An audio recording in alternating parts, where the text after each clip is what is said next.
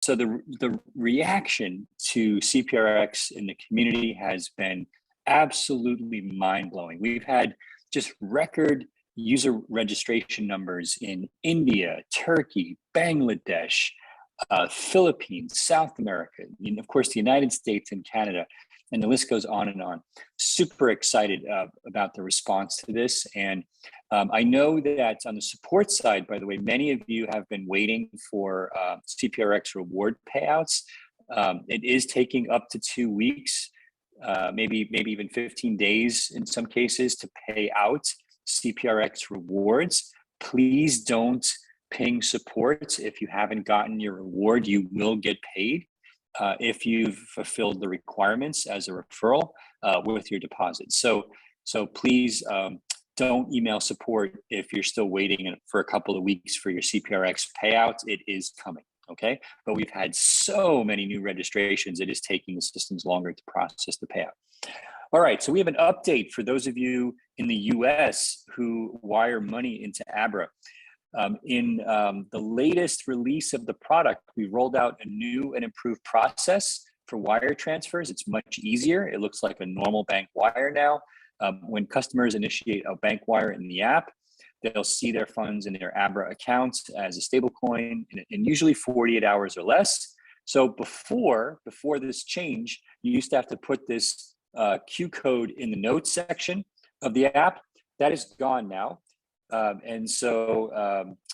Now when you do a bank wire transfer, you each get an individual bank account number if you're in the US, and you can wire directly to that account number. Okay, that's only for bank wires, so you don't use it for anything else. Okay, this went live yesterday, and the update is for US consumers. No change for international wires.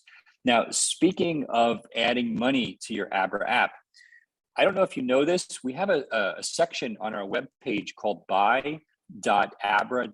It's a webpage. Go to buy.abra.com, and from anywhere in the world, you can use either your bank account or a credit card or Apple Pay or Samsung Pay to buy any one of actually over 100, 200, I believe the number is, different cryptocurrencies, even cryptocurrencies that aren't necessarily supported in the Abra app. We have good news today. We've just announced a new partner program for buy.abra.com. The site already supports several partners such as MoonPay and Simplex. And today we've added Wyre. Wyre, W-Y-R-E, is a very well-known payment processor in the crypto space. And I'm super excited that we've teamed up with Wyre to make it easier to fund your account with a credit card. And so if you go to buy.abra.com right now, you're going to get 50% off of any credit card processing fees through December 24th. So basically the next 2 weeks, you're going to get a 50% discount using your credit card. And that's a big deal, okay? It's super easy. Just go to buy.abra.com, click on the Buy Now button next to Wyre, and be sure to enter your email address. And then you can copy your crypto wallet address from Abra and paste it into the wallet address field. And any crypto you buy will go right to that wallet. So if you want to buy Ethereum, you simply paste in your Ethereum wallet address, enter your credit card details, and voila, you've used Wyre to buy Bitcoin or Ethereum in this case, and you've done so with 50% discount on any of the credit card fees that they charge. So welcome to Wyre, and we're super excited to have you guys aboard. So what you're all waiting for, of course, is the market update and of course Q&A, AMA. So I'm gonna get to that. I get a ton of questions on how interest works in Abra Earn. So I'm gonna kind of cut to the chase on that one. We've put together a little video on that, on how to earn interest in the Abra app. So let's play that video.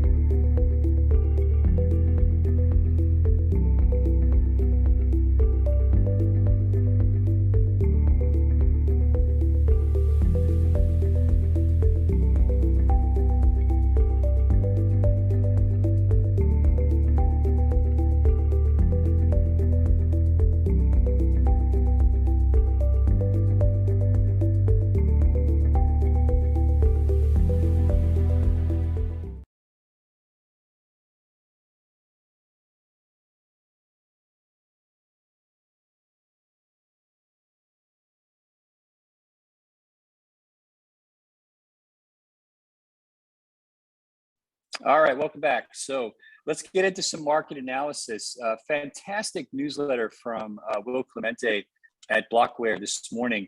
I'm going to give you the highlights and happy to take questions on this. It's very technical, but what was really interesting about it is he outlined a very, by the way, Will is 19 years old. It's insane. You meet this kid, I mean, what he's learned, actually couldn't even spell Bitcoin 2 years ago. And now he's probably one of the best analysts covering Bitcoin that I've ever seen. So what Will did is he basically has taken a combination of pure on-chain analysis, which folks like Willy Woo do, as well as kind of trading and markets analysis, including open interest for futures contracts and the funding rates for future contracts, as well as spots metrics, and combines them to basically create a more realistic analysis than any one of those, which many different people are doing, which I find to be probably the best kind of formula for getting a feel for where this is going. All right. So he mentioned a couple of weeks ago that for Bitcoin, the short-term bearish case was actually in the derivatives data, and he was spot on. It turns out that as he saw the open interest as a percentage of market cap unfazed by the drawdown, right? But in addition to this funding, seems relatively unfazed, as well as the limited amount of long liquidations that we've seen, which means in his opinion at the time, he would not be surprised to see some kind of final liquidation driven wick downwards. And guess what happened? That's exactly what we saw. So we saw, a nice, if you're a bear, of course, or if you were fading retail, we saw a big move down from about 58,000 and a big intraday wick down to under 42,000. We recovered intraday. This was back on December 4th, which was the day after last week's show. So last Saturday in US time. But like I said, we saw a big move down to 42,000. A bunch of folks were here. I remember it was after the show, everybody was at Art Basel. All of a sudden, 11:30 p.m. at night, midnight, everybody's staring at their screen watching the Bitcoin price crash. So Will nailed that one. So kudos to him for that. He saw that, basically the for the bear case, open interest, which was excluding both the CME and perpetual swap, both near all-time highs in both USD and BTC terms, right? Okay, so as I said, those concerns were basically addressed. It came to pass. Nearly $2 billion of Bitcoin longs were liquidated in a 30-minute time span. This move occurred because of, again, the favorable environment for a long squeeze, as well as very low liquidity on a Friday evening, especially with a lot of the crypto OGs and a lot of traders and others, out celebrating a huge number of people in Miami for Art Basel, other things happening around the world. So order books were very thin. There were very few buy orders in the books to absorb the liquidations. So we saw this huge move down to 42K. That caused a massive influx of buy orders. Everybody was basically shocked at this move and said, oh my God, it's free Bitcoin time. So those buy orders at 52K, the bids basically came in, ate it up, and you can see the candle. I'll share my screen here, but there was basically a big up move at that point from the lows at 42 all the way back up to almost 50K, which is an 8K move, literally in a few hours. All right, so again, kudos to Will for calling that one. Let me see if I can bring up my trusty chart here. All right. So I'm going to bring up my screen share here. You can see the chart. So this thin red line, I don't know if you can see this. This is from December 4th. You can see the price basically fell in minutes all the way down here, which is exactly what Will was talking about with this, what we call long squeeze, which is basically all of these levered longs. Once you basically start seeing a little bit of a dip in price, it creates a cascading effect of sells, which pushes the price lower and then lower and then lower and then lower. And because the order books were so thin, there was no one there to absorb the selling, which just pushed the price down even further, creating this more deeper cascading effect all the way down to 42. And by the time the traders realized what was going on, the bid started flooding in and actually created tremendous price pressure to the upside. Okay, so let me just a couple other comments on what we're seeing here. I'm going to turn off the screen share for a moment. I'll come back to this, but just a couple of other interesting comments.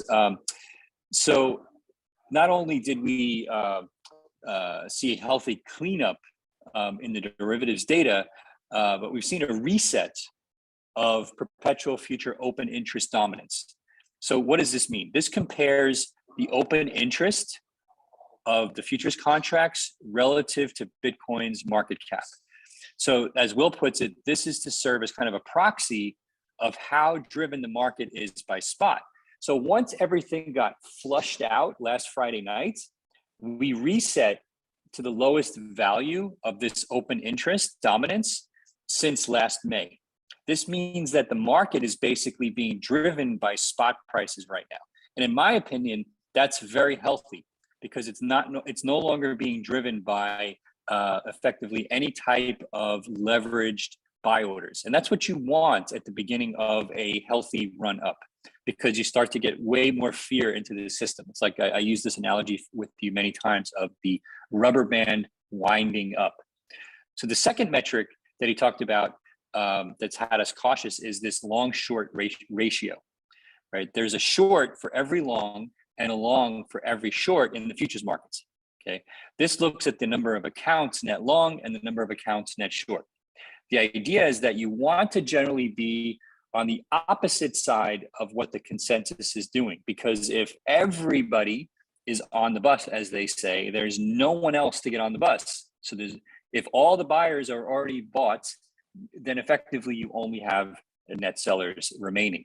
And so prior to this flush that I just talked about, the market was very cautious because of the all-time high in this long short ratio on Binance, on their futures market, okay? And so this has been completely pretty much reset as well, bounced back a little bit since, and I think this morning was flushed out again, okay?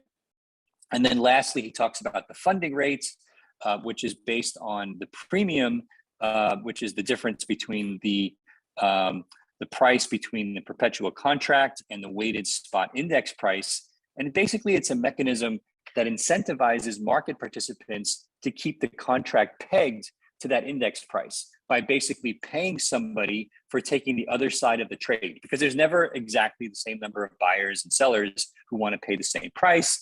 And so this premium basically balances that out. And when this premium is positive, the longs are paying the shorts, which means more people want to go long than want to go short. And when the funding is negative, which we call backwardation, shorts are paying longs. And this funding is useful, as Will states it, in two ways. The first way is when the price is diverging from the funding, meaning the price is dropping, the funding is rising, or vice versa. And second, when there's an extended period of time where funding is either positive, negative, or mixed, that hasn't been flushed. And that last part is crucial, because if there's no open interest, funding is basically irrelevant, but there's always open interest, okay? All right, so I'm gonna leave that for now, but this most recent flush was a great example of this second part, where basically, we had extreme open interest that got flushed out, created the cascading liquidations, and away we went, all right?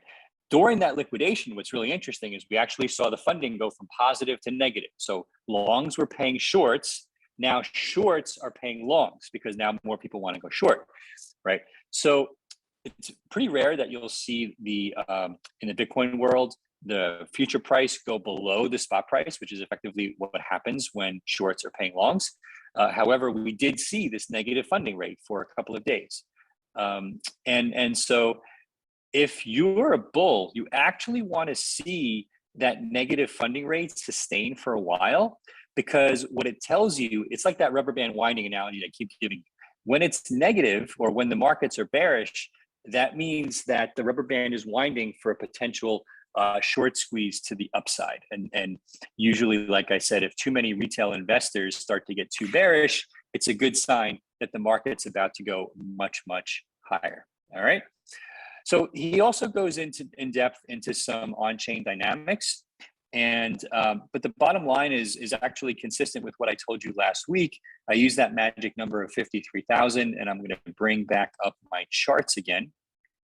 And let's see if I can remember how to do that. Share screen. 53. Right, here we go. All right.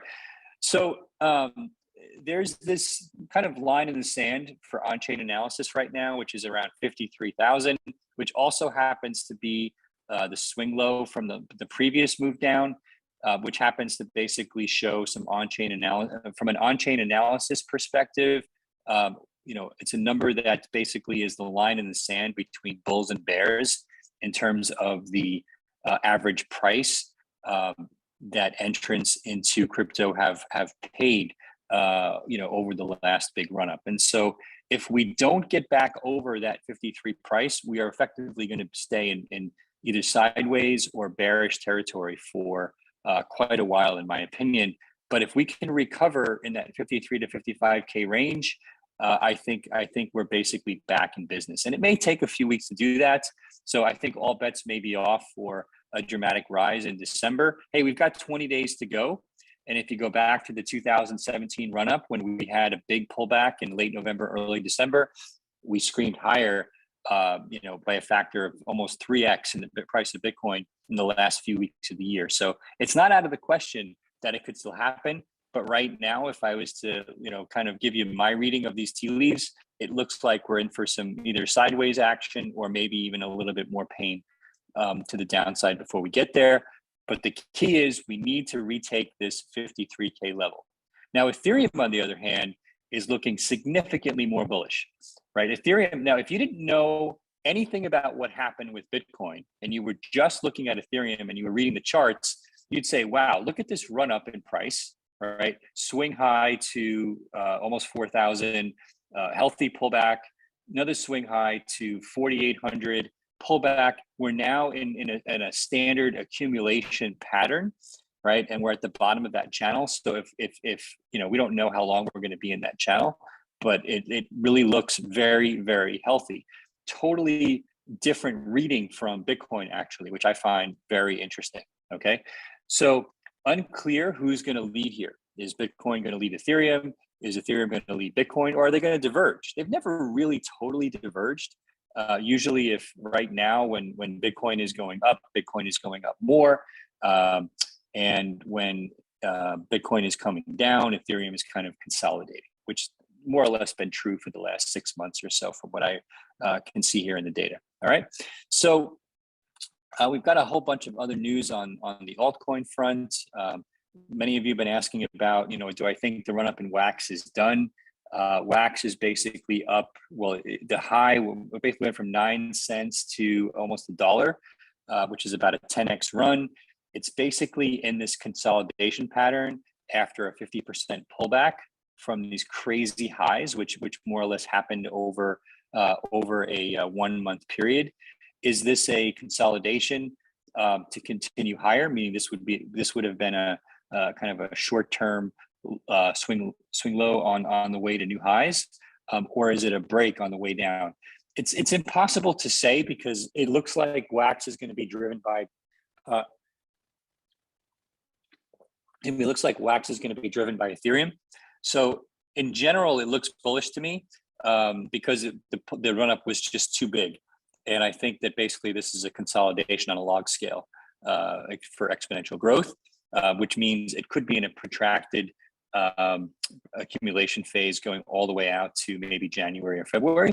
But in general, in a vacuum, it actually looks like it wants to go higher again and retest and potentially get up here into the 1-3 range later in Q1 or Q2. So and there's a few coins that are in that boat right now. I can take a look at Matic again.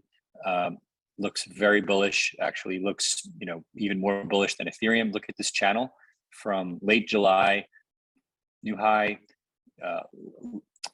higher low, higher high, higher low, higher high, higher low. So this is very, very bullish.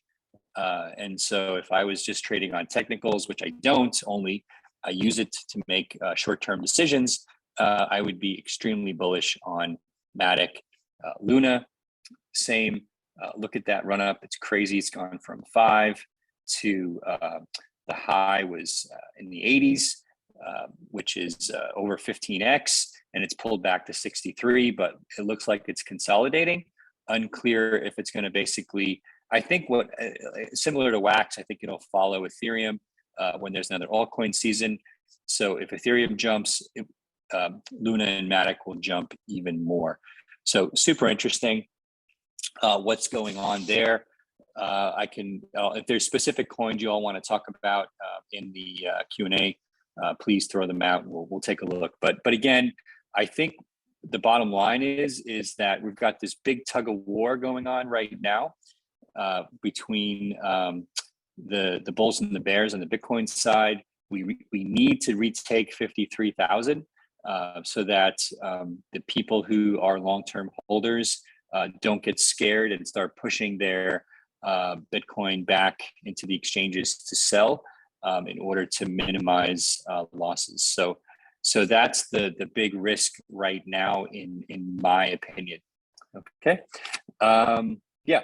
All right. So that's it on the market overview. Happy to take some questions. My understanding from the team is that the questions are teeing up. I actually don't see the questions myself today because of how I'm traveling and using the stream. So why don't you guys give me some questions here? I'm going to stop the share and maybe I can figure this out. So give me a second. Okay, so, okay, I've got the questions. All right, so I see we've got a couple of hundred of you watching live. By the way, if you haven't hit the like button, you got to hit the like button. It really helps us out. Subscribe to the YouTube feed. We broadcast this on Twitter, on Facebook, on YouTube. We also do it on Twitch for those gamers out there who may be interested in doing that way. And across all those channels, we get tens of thousands, if not more, viewers a week now. Some weeks more, some weeks less. But we're really grateful for the support. But when you hit that like button, it really helps us because it helps send a message to the YouTube/Google team that they should promote the video to other people who might be searching for Bitcoin or crypto and whatnot. All right, so let's see what we got. Let's see. What do you see as the long-term utility for CPRX? That is a great question. So we launched CPRX as our rewards token via a partnership with the Crypto Banking Alliance in Switzerland. They're the ones that minted the token. And my take is that you're going to see a huge number of use cases for CPRX in the coming weeks, right? From the ability to earn incremental rewards, to get higher interest rates, around trading spreads and trading fees. I wouldn't be surprised if you see it in games and other promotions, payment services, credit cards doing rewards in CPRX. If you can end up using CPRX for money transfer. Anyway, I think the ideas here are endless. So my prediction is that CPRX has a huge future in terms of crypto utility. And I'm super bullish on it. Personally, I hold a whole bunch of CPRX that I earned through Abra Earn, just like all of you, and I have no intention of selling it. And I hope to be able to use it, earn more in the future, and maybe even buy some myself via the Abra app in the future. So getting some healthy love and shout outs to many of you. I'm seeing people here from all of the countries I mentioned earlier. Special shout out. I'm seeing some shout out to some of the Abra staff that you guys are interacting with. I love that. Rachel, I see, love Rachel and our team. And so Yeah, so that's great. Keep the kudos coming. They all deserve it. They've been burning the midnight oil, helping all of you, because as all of you have questions and the number of users has exploded, the number of support tickets they've been dealing with has exploded as well. So let's see what else we got here. So is algo good for a long-term hold? That's a good question. I don't know. Let me just, I won't share the screen right now, but let me see if I have the quick access to the chart. I don't think I do, but maybe I can figure it out quickly. So Algorand is, a really interesting project. They call it the blockchain for FutureFi. It's a protocol that is a smart contract with a proof of stake consensus algorithm. And the project to me is extremely interesting. If you think that there's going to be a multi-chain layer one chain where Algorand and Solana and Cardano kind of compete for different aspects with Ethereum, for different aspects of the layer one pie, and you believe in the technology behind Algorand getting developer adoption, then you can easily make a case for holding Algorand in the long term. And right now, let me just see if I can bring it up. Yeah, so Algorand started, in the summer, the trough was around 72 cents, and it's trading at about $1.50 right now. So it's up 2x from the summer lows. And if I go back, I bring up a weekly chart and I go back over the last year, it is up. Yeah, it's up about 4x this year, if I'm reading this correctly. And yeah, I mean, it had a huge capitulation to the upside. I mean, massive capitulation to the upside, where it went from, I don't know if this is some kind of trading snafu, but it went from $2 to, it wicked up to $5 and change in one day and then back down again. I have a feeling that's some kind of, extraneous trading data for some poorly entered trade, but who knows? But anyway, again, I think the thesis on Algorand, sorry, and I'll get back to the other questions, but basically comes down to your own personal support for multi-chain world, for smart contracts going forward, for anything from NFTs, to other cryptocurrencies. Few of you have asked if I can comment on the price of CPRX. So I want to be clear, right? So we don't promote CPRX purely in order to drive the price or to just, any kind of pump and dump. There's none of that going on. The market is determining the price of CPRX. Now, when CPRX first launched, it was only on a couple of exchanges. It was on a couple of DEXs and Bitrex Global. And my understanding is the CBA is adding more exchanges over time. So at the beginning, the price was probably artificially high because of the market makers and others in the background that may have been supporting it. And that has nothing to do kind of with the long-term utility. Our guess at Abra was that the launch price for CPRX would probably come out around 15 cents. It's right now, it's stabilizing around anywhere from 20 to 30 cents, depending on the day. It's very early, very, very early. So, expect swings, expect it to be volatile. Look, at 20 cents, the currency is worth, $600 million. This is a new decentralized utility token crypto project that the market is saying is already worth $600 million.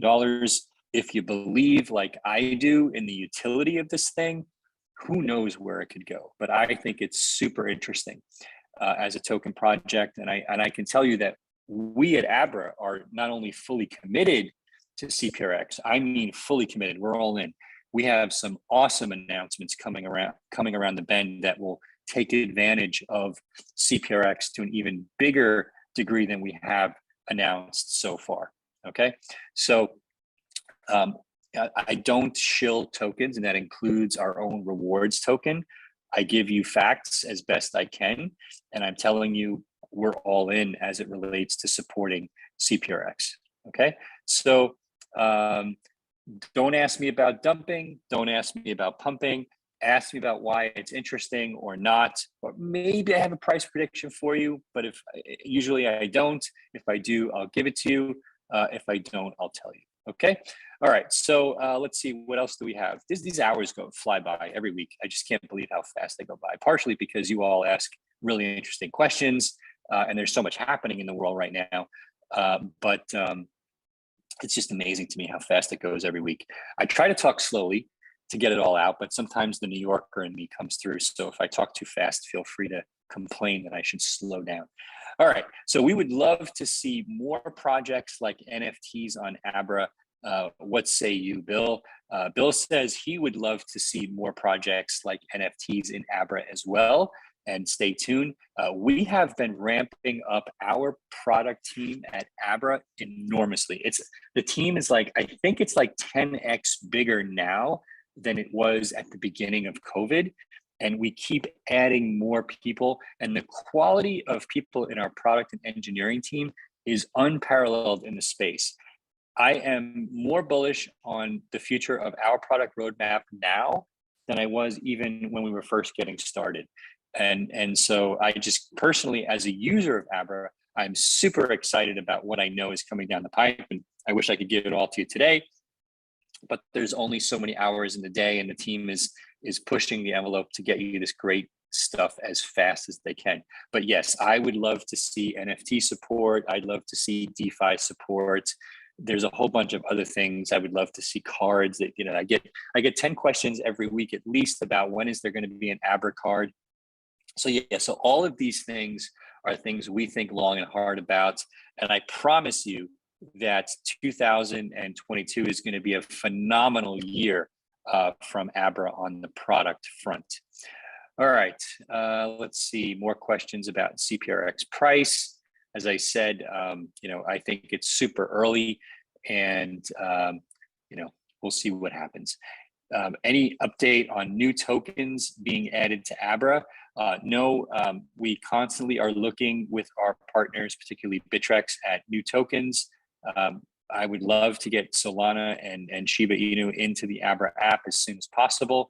We're waiting for them to finish adding them, which I believe they're doing, and then hopefully we can bring them to you. I don't have a date on that, but I believe they're coming. So by the way, a lot happening in Puerto Rico this week. Big shout out to all of the crypto OGs hanging out in Puerto Rico. I wasn't able to make it. I had to get back to California, although I'm back in Miami now. I had to get back to California. Somebody's got to do the work. But a whole bunch of my friends are in Puerto Rico enjoying the blockchain week or the crypto week or the Bitcoin week, whatever you want to call it, in PR. And so I'm sorry I couldn't be with you, but I'm hearing that it's going really well. And so that's great to hear. I think it would be amazing if crypto and the crypto community ended up being responsible for turning things around for Puerto Rico that has really had a rough go of it the last few years. Okay. All right. So I'll take two more questions. Let's see.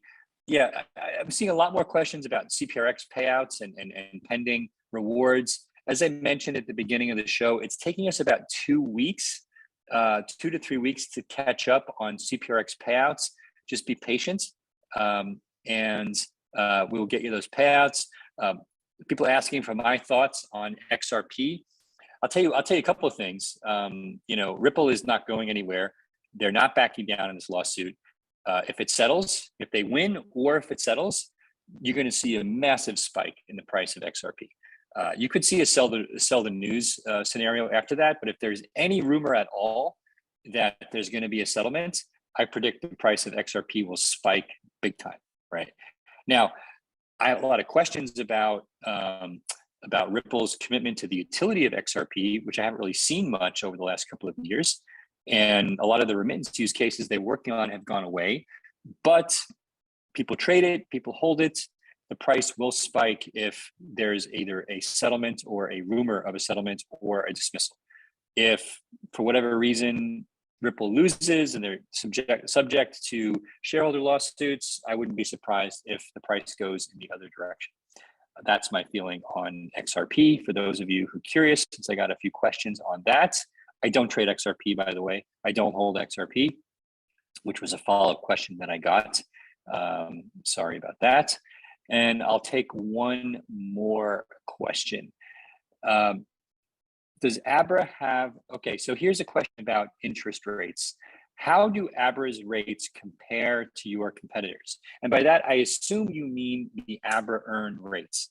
So today, I'm going to give you the effective rates, including CPRX. So today, we're actually paying 14% on dollar stablecoins, 9% in kind and stablecoins, and another 5% in CPRX. We're paying 8% on Bitcoin. That's right, 8% on Bitcoin and Ethereum, 3% and change in Ethereum or Bitcoin, and an additional 5% on top in CPRX. It's the best deal you're ever going to get. We're paying yield on Cardano, ADA. We've got Stellar. We've got all of the major stable coins, including Tether, the Pax Dollar, True USD, USDC, et cetera, and Abra Earn just keeps getting better and better and better. I keep all of my liquid crypto in Abra Earn, my Bitcoin, my Ethereum, my dollars, et cetera, and I love it. All right. Okay. So with that, we're gonna end there. So I hope you're paying attention to what's going on in the world right now. It's a little bit scary. I hope that calm heads prevail and that we don't end up in this scenario of multiple wars. You know, I hope Putin backs down in Ukraine. I hope China and Taiwan, don't end up in any kind of war footing. And I hope that Pakistan and Afghanistan basically figure out a peaceful resolution to the rise of the Taliban again. But it is a scary place right now. I think it does bode well for deflationary assets, like gold, which again, Dalio was talking about buying gold a couple of years ago. And to me, Bitcoin is the better gold. And I think these kind of world events act as a fantastic hedge, or crypto acts, Bitcoin and Ethereum in particular, act as a fantastic hedge to these world events. So we'll see how this plays out over the next few weeks. All right. So in the meantime, have a great weekend, and we'll see you next week on Money Talks. Thank you, everyone. Take care. Be well.